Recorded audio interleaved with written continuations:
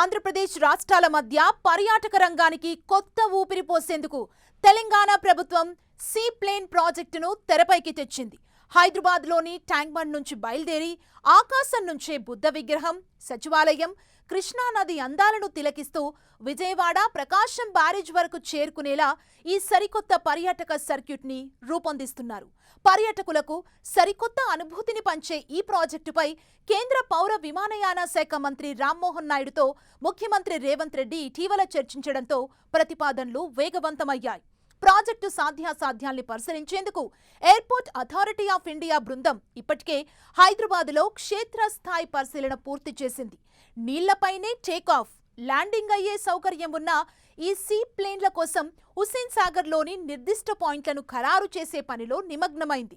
త్వరలోనే ప్రకాశం బ్యారేజ్ వద్ద కూడా ఏఐ బృందం పరిశీలనలు జరిపి 2 రాష్ట్ర ప్రభుత్వాలకు సమగ్ర నివేదిక సమర్పించనుంది. ప్రత్యేక రన్వే అవసరం లేని ఈ విమానాల్లో ఒకేసారి 9 నుండి 12 మంది ప్రయాణికులు ప్రయాణించే అవకాశం ఉంది.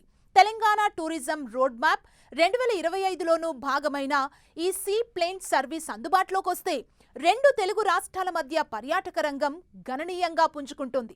గతంలోనూ ఈ ఆలోచనను ప్రస్తుత ప్రభుత్వం సీరియస్గా తీసుకొని అమల్లోకి తెచ్చేందుకు వేగంగా అడుగులు వేస్తోంది.